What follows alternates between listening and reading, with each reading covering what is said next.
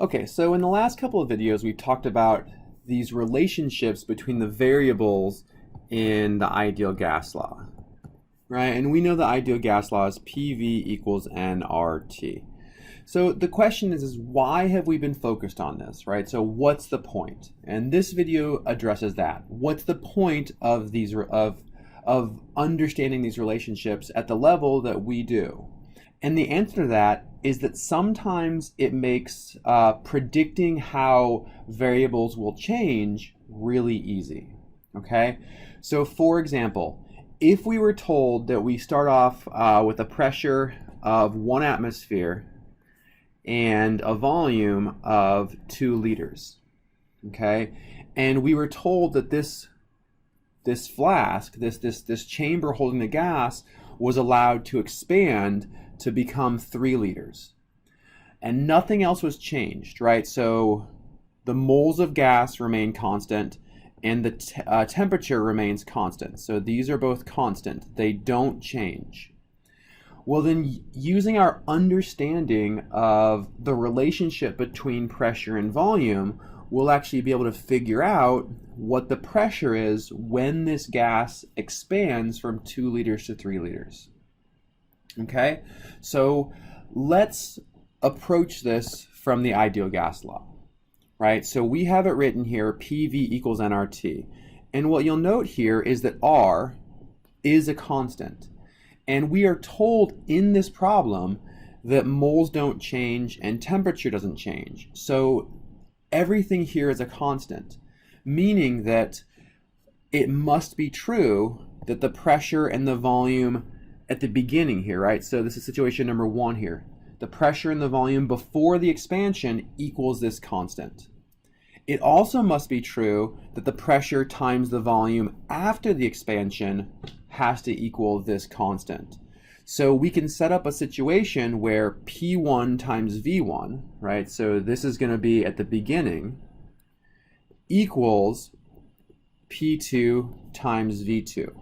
Where after the reaction's over, after this expansion has happened, we have expanded to 3 liters and some unknown pressure.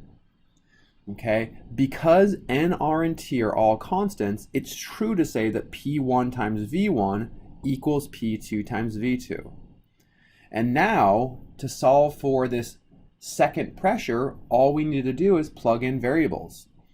We have 1 atmosphere times 2 liters equals our P2 is the unknown, but our V2 is 3 liters. So solving for P2, we see that we have 1 atmosphere times 2 liters divided by 3 liters.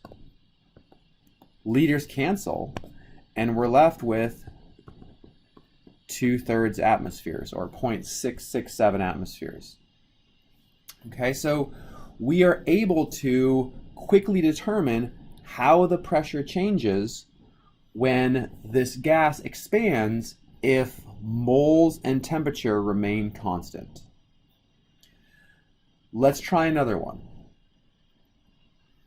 Let's say that we have 4 moles of an ideal gas at 0 degrees Celsius. And without changing the pressure and volume, so P and V equals constant, so without changing pressure or volume, this gas is allowed to heat up to 400 degrees Celsius. Okay, so if pressure and volume remain constant, this increase in temperature must correspond to a change in moles.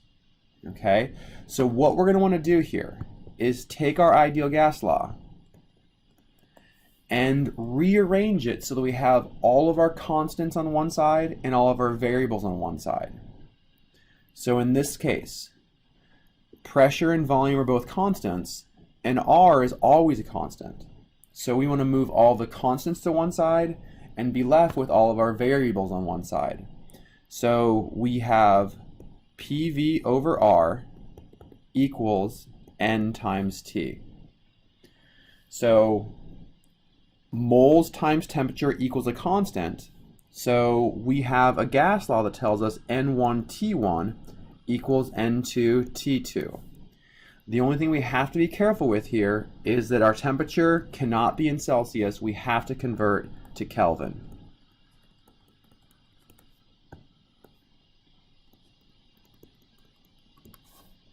Okay, once we've done that, we can just plug values in. We have 4 moles times 273.15 Kelvin equals our now unknown moles times 673.15 Kelvin. And plugging this in your calculator, you can solve for N2. We see that after this heating up has happened, the moles went to 1.623 moles. Okay, so the only way this gas can heat up if the pressure and volume doesn't change is if the number of moles decreases from 4 to 1.63. So you can use this approach for absolutely any combinations of variables in the ideal gas law. Let's see one more combination. We won't do a problem, but let's just see a combination and rearrange the ideal gas law to give us a gas law. Okay, let's think about the relationship between pressure and moles. So if pressure and moles are variables and temperature and volume are constant, we have PV equals nRT. We want to group our variables together, and we want to group our constants together. So our constants here are volume, R, and temperature. So we want to group them together while grouping together pressure and moles. So rearranging the ideal gas law, we'll end up with P over N equals RT over V. This is a constant. So the gas law you could use would be P1 over N1 equals P2 over N2. Pressure divided by moles must equal a constant. So P1 over N1 equals P2 over N2.